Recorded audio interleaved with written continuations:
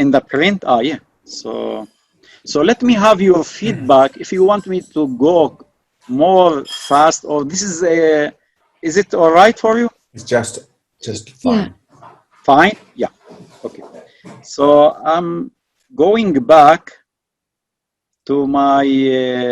So let's make now the while. The while is the same things, the same logic like for, the same logic, the same. But we, two things we make that, but it's different by two things. How we write the code. Instead of for, we write while, and instead of optimizing the number of times, the number of times here, as you can see, all of you here, I am controlling the number of times that the loop are running by specifying and using the range, which is in this way can adjust it. So I know the number of times. Sometimes, okay, I need to process a loop with a logic that I don't know exactly how much time the loop will running. And is a good example, let us say that we ask the user to input two numbers between 5 and 6, okay, between 5 and 10, let us say. And let us say also that we don't know if the user give his or her output correctly. So I can check this logic.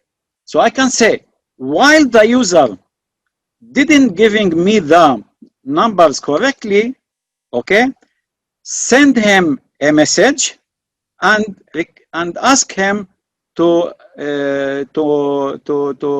input the same numbers again. So with the second step, I can't say that because he make error at the first time, now he going to make correct. Maybe he will make another error. So the loop here will continue to send the notes to the user every time the user make error. So this is will be controlled by a logic.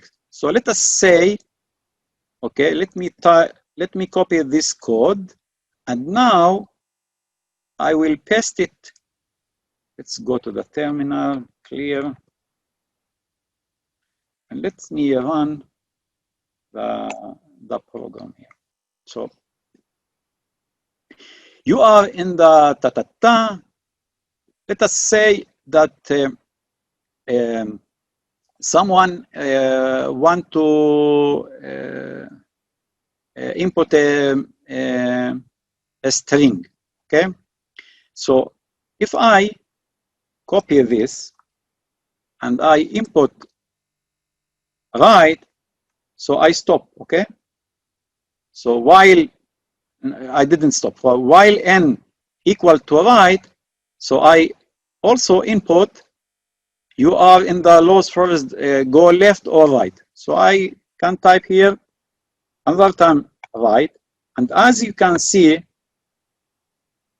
as much I type the same word right, okay, the while here of value n was all the time checking what is going with this value. So as it get the value right, so the while will not stop. When I give other, okay, value, blah, blah, blah, so it will stop. So the while is handy in such scenario that the number of the iteration inside the loop, you can't say it from the start. That's it. That's it, the while. There is nothing to, so I can't, the for, when I type for, I can say for I in, and I requested to type the number of iterations. So I need to say range, blah, blah, blah, as we saw before, okay? So let's see other example, how we can use while at the same like before as we used the for. So let's start by n equal to 0. And I say I want to print n, okay, as much n less than 5. So as you can see here, in each iteration, this is called the body of the loop. And for each time we process the body of the loop, it's called one iteration. One iteration means that we process one time. So now, as you can see, I will print n, and then we'll, okay, update the value of the variable n by 1. Then, if I run the code, I can see 0, 1, 2, 3, 4, okay? Because n is coming to be greater is now. If I didn't update the value of n, so n is equal to 0. Now the while enter here, and 0 less than 5, the result is okay, which is true. Then it will print in n. So I will get 0. Then it will go back to the while and will start processing the same logic one more time. And once that more time is going to check the same logic number, so we got here 2, so we print another time the number, and so as you can see, the loop is continuing to run, okay? And this is now I can't stop the, okay, I can't, okay. So here you can see that was able to see an infinite loop. So here I need to update the value. I can see, I can put, sorry, I can update the value of n by 1, and then the code will be stopped after 5 iterations. So now you can think, where is the cases that I use while, and where is the cases I can use for? Just a quick question. I see you typing n equal n plus equal 1. I'm used to like n equals n plus 1. I'm just curious, is there a difference, or is just a shortcut to writing n equal n plus 1? Shortcut, just a shortcut. Just a shortcut. Okay, thank you. The same things.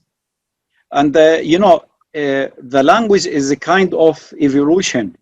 So it will not change everything. It will give you, like Python, give you something from C, from JavaScript, from, you know, this is a collection of approaches that you can use, ways.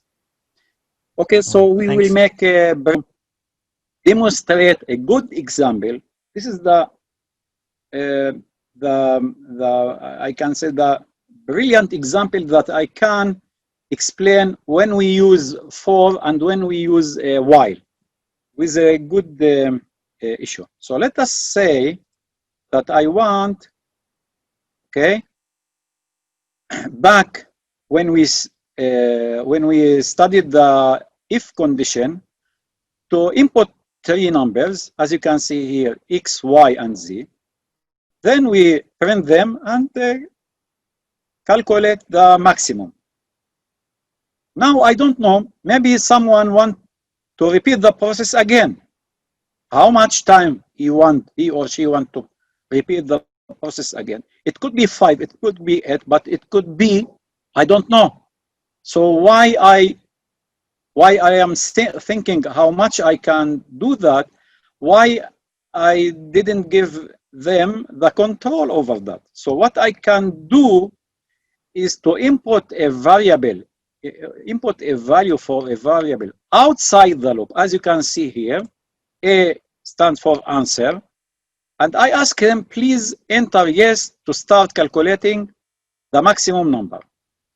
So based on this input, if he put yes, so I will process the body of the while loop. As I finish here, then I ask him again,